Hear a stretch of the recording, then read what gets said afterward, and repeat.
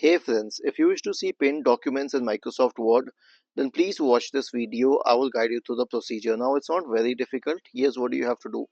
Click on File and then select Open. Now there will be a lot of documents here, and basically this is the recent list.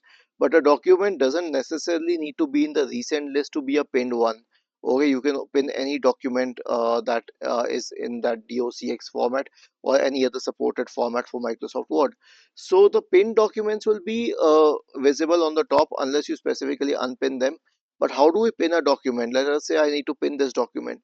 So I will right click on this and then I'll select pin to list, and whenever I pin any document, it will be on the top.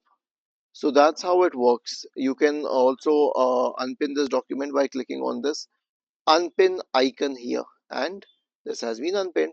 So you can pin, unpin and check pin documents here. Okay, and it is not only for the recent ones, you can do it with any document. Was this helpful? If yes, then please subscribe to the channel. If not, then let us know in the comment section of the video on how we could help you further. Thank you for watching this video and have a nice day.